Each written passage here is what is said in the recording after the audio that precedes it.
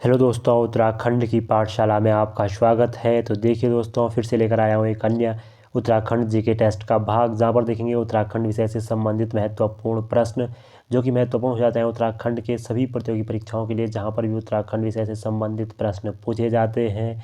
तो चलिए दोस्तों, देखते हैं आज का उत्तराखंड जीके टेस्ट, जहाँ पर हम देखेंगे अधिकांश इतिहास से संबंधित प्रश्न, इतिहास में भी एनिसेंट हिस्ट्री से संबंधित ये प्रश्न होंगे। तो चलिए शुरू करते हैं अपना आज का टॉपिक उत्तराखंड जीके टेस्ट। देखिए, जो आज का हमारा पहला प्रश्न है वो है, कत्यूरी प्रशासन में प्रांतों का प्रशासक होता था। तो जो कत्यूरी राजवंश था उसके प्रशासन में जो प्रांतों के प्रशासक का पद होता था वो क्या होता था। ठीक है, आयुक्त, उपरीक, विषयपति या प्रांतक में से कौन सा पद प्रांत के प्रशासक का होता था। तो इसका जो सही आंसर है वो यहाँ पर है दोस्तों, उपरीक। ठीक है, उपरीक जो पद था वो प्रांतों के प्रशासक का पद था। अब देखिए, प्रांत प्रांत मतलब राज्य, कई सारे प्रांत, कुछ प्रांतों में विभक्त होता था। ठीक है, प्रांत भी मतलब कुछ अंगों में विभक्त होता था। प्रांत के भी कई पार्ट होते थे, उनको कहते हैं विषय। ठीक है, विषय प्रांतों के अंतर्गत आते थे। तो विषय मतलब जैसे आज का जिला हो गया, और प्रांत मतलब जैसे आज का राज्य। ठीक है, ये जिले के समान था विषय, और इसका जो प्रशासक होता था वो होता था विषयपति। ठीक है, तो ये है प्रांत और विषय। अगला प्रश्न देखिए, किस कत्यूरी शासक द्वारा व्याघ्रेश्वर मंदिर हेतु भूमिदान दिया गया। तो कत्यूरी शासकों में से कौन सा वो शासक हुआ जिसने बागेश्वर के बागनाथ मंदिर के लिए, जिसे व्याघ्रेश्वर मंदिर कहा जाता था, उसके लिए भूमिदान दिया। ऐसा हमें अभिलेखों से मिलता है, अभिलेखों से प्राप्त हुआ था बागेश्वर के अभिलेख से। तो इसका जो सही आंसर है यहाँ पर दोस्तों, इसका सही आंसर इन 4 राजाओं में से होगा त्रिभुवन राज। देखिए, त्रिभुवन राज जो कई वंश परिवार थे, कत्यूरी वंश के अंतर्गत कुछ परिवारों ने शासन किया था समय समय पर। तो जो पहला परिवार था वो तो वसंत देव का था, और जो दूसरा परिवार था वो था खरपर देव का। तो जो खरपर देव का परिवार था, इसी परिवार के अंतर्गत शासक बने थे त्रिभुवन राज, और इसी त्रिभुवन राज ने व्याघ्रेश्वर मंदिर को भूमिदान दिया था। ठीक है, चलिए अगला प्रश्न है, किस कत्यूरी शासक ने राजधानी स्थानांतरित की थी। तो बात हो रही है जोशीमठ से रणचूला हाट बैजनाथ राजधानी परिवर्तन की। तो किस शासक ने इनमें से राजधानी परिवर्तन की थी कत्यूरी साम्राज्य की, जो कि जोशीमठ से रणचूला हाट लेकर गया था। तो इसका जो सही आंसर यहाँ पर है दोस्तों, इसका सही आंसर है आसंती देव। जो आसंती देव था, आसंती देव ने क्या किया कि यहाँ पर एक नाथपंथी साधु था जिसका नाम था नारसिंह। ठीक है, नारसिंह इस साधु का नाम था। इसके कहने पर या इसके सुझाव पर इसने अपनी राजधानी परिवर्तन की थी, और राजधानी को रणचूला हाट बैजनाथ लेकर गया था। ये कहाँ से? जोशीमठ से। ठीक है, चलिए अगला प्रश्न है, कत्यूरी शासन में करिका का पद था। तो कत्यूरी शासन में एक पद हमें देखने को मिलता है, पद का नाम है करिका। तो इस पद पर स्थापित व्यक्ति का कार्य क्या था, या कौन सा कार्य वो व्यक्ति करता था। तो इन 4 ऑप्शंस में से हमें सही आंसर बताना है। तो इसका जो सही आंसर है दोस्तों वो है मुख्य राजमिस्त्री। जो कत्यूरी शासन में राजवंश का मुख्य राजमिस्त्री होता था, उसका पद था करिका। ठीक है, अगला प्रश्न देखेंगे। अगला प्रश्न है, कत्यूरी सेना कितने भागों में विभक्त थी। तो कत्यूरी सेना की अगर हम बात करें तो कत्यूरी सेना देखिए यहाँ पर कुल 4 भागों में विभक्त थी कत्यूरी सेना। ठीक है, ये 4 भागों में से पहला भाग था पैदल, जो पैदल चलेंगे, पैदल सैनिक जो होते हैं, जिन्हें सैनिक कहते हैं हम। दूसरा भाग था अश्वारोहियों का, मतलब जो घुड़सवार होते थे अश्वारोही, उनका। तीसरा आता है गजरोही, मतलब जो हाथियों पे सवार होते थे, अर्थात उस समय भी कत्यूरी सेना में गज अर्थात हाथी होते थे। और चौथा है उष्ट्र, मतलब ऊंट। देखिए, ऊंट भी कत्यूरियों की सेना में थे। सोचने में ही बहुत मतलब एक ऐसा लगता है कि कितनी विशाल सेना उस समय रही होगी कत्यूरियों की, इस पहाड़ी क्षेत्र में भी।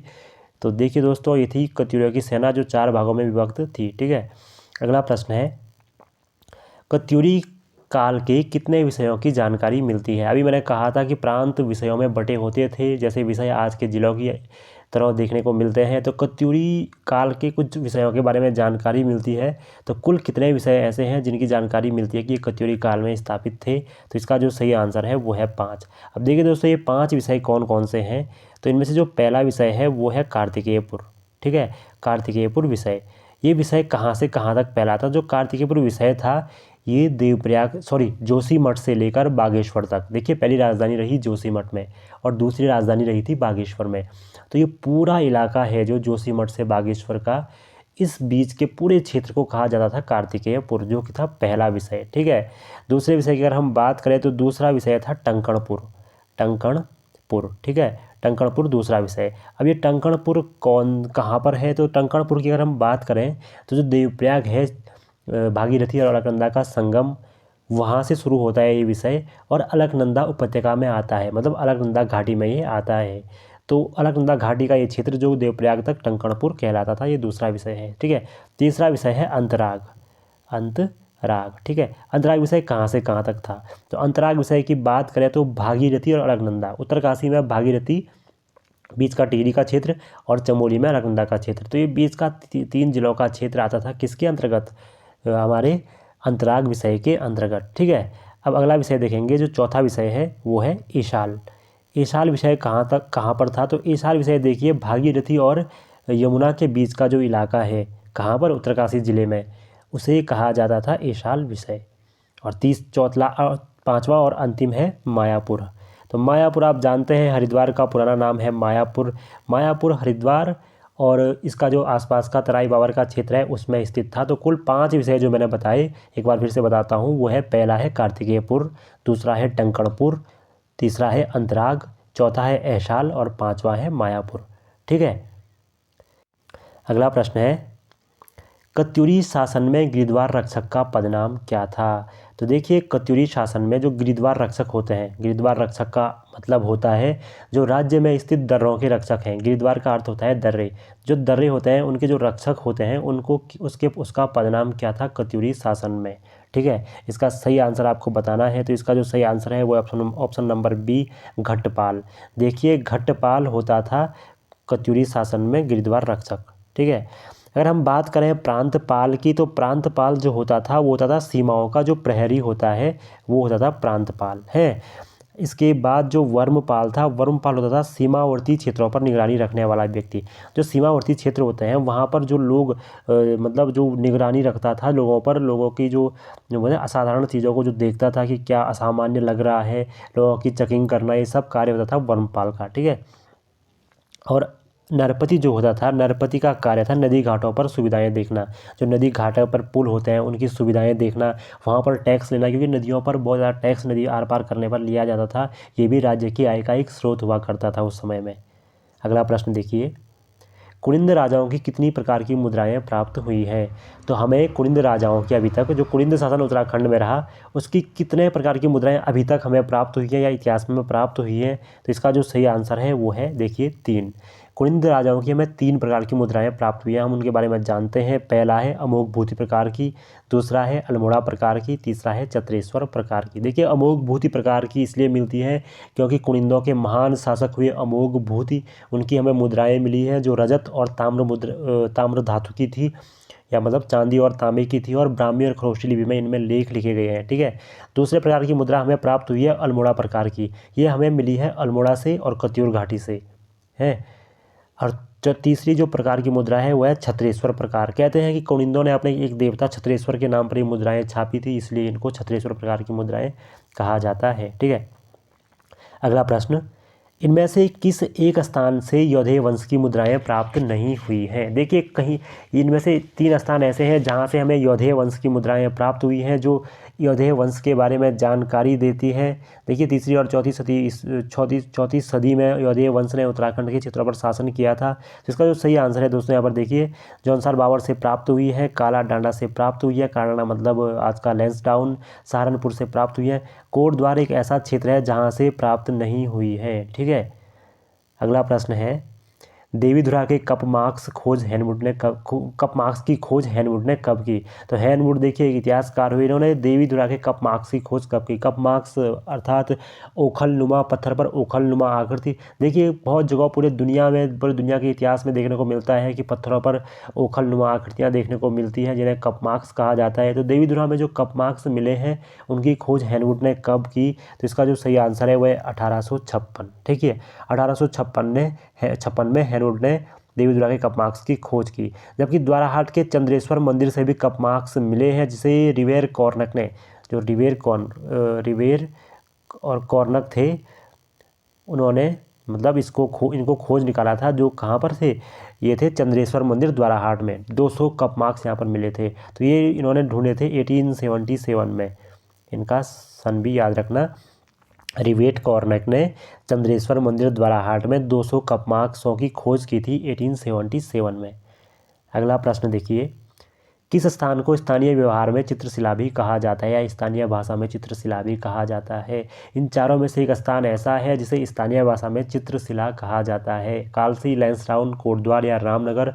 तो इसका जो सही आंसर है दोस्तों वो है कालसी। देखिए कालसी जो कि मतलब अमलावा नदी और यमुना नदी की तट पर स्थित एक शहर है या एक कस्बा है, जिसे कालकूट इतिहास में कहा जाता था। राजधानी भी ये रही थी कुछ समय तक। कालकूट देखिए कुनिंदों का बहुत प्रसिद्ध नगर ये रहा था। इसी समय यहाँ पर एक लेख जो मिलता है हमें, बहुत बड़ा प्रस्तर जो लेख है, जिसे सम्राट अशोक का ने यहाँ पर मतलब अंकित करवाया था।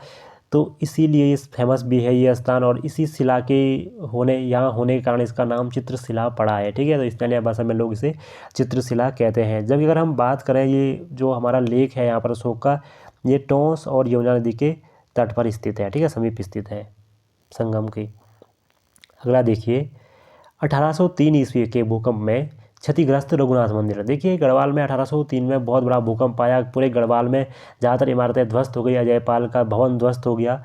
तो इसी के साथ साथ यहाँ पर रघुनाथ मंदिर भी ध्वस्त हो गया था। तो इसके जीर्णोद्धार के हेतु किसने दान दिया था?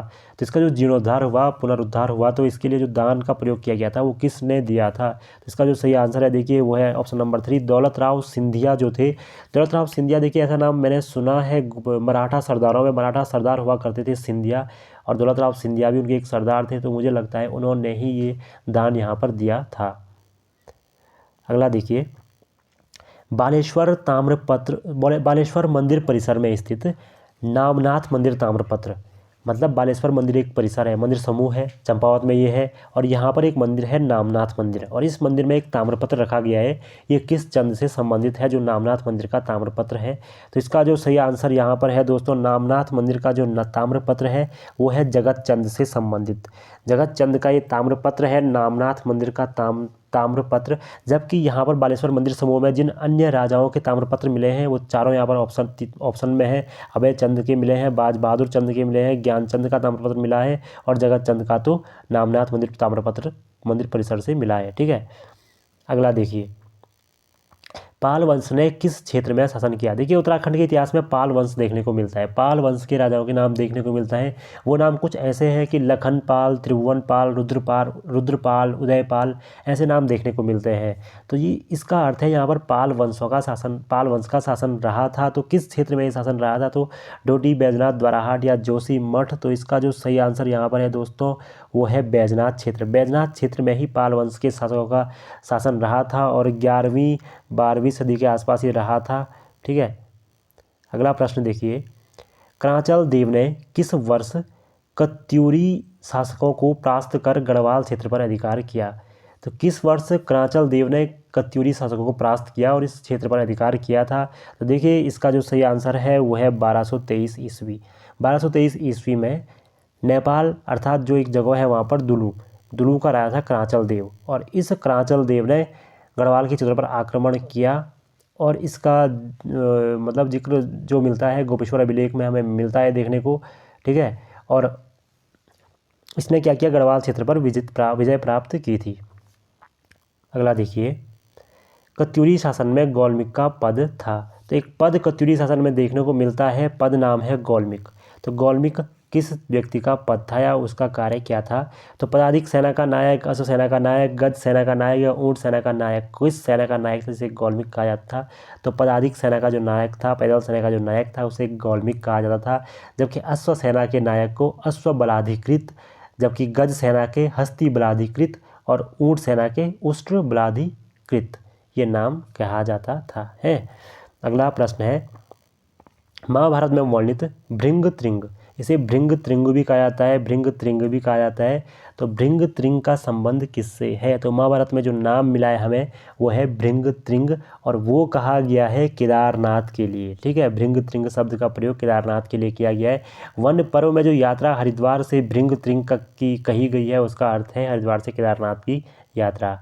ठीक है, अगला प्रश्न, लाखों गुफा के चित्रों की में कितने रंगों का प्रयोग किया गया है? तो लाखों गुफा जो कि सुयाल नदी के तट पर अल्मोड़ा में स्थित है और 1968 में इनकी खोज की गई थी। तो ये जो चित्र यहाँ पर लाखों गुफा में है उनमें कितने रंगों का प्रयोग किया गया है? तो देखिए यहाँ पर 3 रंगों का प्रयोग लाखों गुफा के चित्रों में हमें प्राप्त हुआ है। वो 3 रंग है। सबसे नीचे देखिए श्याम रंग, मतलब काले रंग का प्रयोग हुआ है। बीच में कत्थैया जो है ना, लोहित जो खून की तरह रंग होता है लाल, उसकी तरह यूज हुआ है। और सबसे ऊपर में श्वेत या सफ़ेद रंग का। तो देखिए श्याम, कथई और श्वेत, इन 3 रंगों का प्रयोग यहाँ पर इसमें हुआ है। अगर हम बात करें लाखों उडियार की, तो यहाँ पर चित्रों की जो हमें सबसे चित्र का जो प्रकार मिलता है वो है ज्यामितीय प्रकार के चित्र यहाँ पर हमें देखने को मिलते हैं। ठीक है, अगला प्रश्न देखिए, बाड़ाहाट त्रिशूल लेख में किस राजा का नाम अंकित है? बाड़ाहाट अर्थात उत्तरकाशी। उत्तरकाशी का जो शक्ति मंदिर में स्थापित त्रिशूल लेख है उसमें किस राजा का नाम हमें देखने को मिलता है? उसके मतलब जो वहाँ पर पंक्तियाँ अंकित हैं। तो राजा गुहा एक राजा हुआ, राजा गुहा, तो उसका लेख वहाँ पर देखने को मिलता है। देखिए बाड़ाहाट की अगर हम बात करें तो बाड़ाहाट को सौम्य काशी भी कहा जाता था और अब इसे उत्तरकाशी कहा जाता है। ठीक है, अगला प्रश्न है, कत्यूरी घाटी किस नदी के तट पर स्थित है? महत्वपूर्ण प्रश्न है। कत्यूर घाटी देखिए एक पूरे राजवंश घाटी के पास चला। तो कत्यूर जो घाटी थी वो किस नदी के तट पर स्थित है? ये भी एक महत्वपूर्ण प्रश्न है। तो इसका जो सही आंसर है दोस्तों, गोमती नदी के तट पर बसा है कत्यूर। बैजनाथ का क्षेत्र, बैजनाथ मंदिर भी गोमती के तट पर ही स्थित है। तो ये थे दोस्तों हमारे आज के प्रश्न जो कि एनिसेंट इतिहास से संबंधित थे। ऐसे ही प्रश्न हम आपके लिए लाते रहेंगे जो कि एग्ज़ाम में आपको बहुत ज़्यादा फ़ायदा देंगे। जुड़े रहिए दोस्तों, धन्यवाद।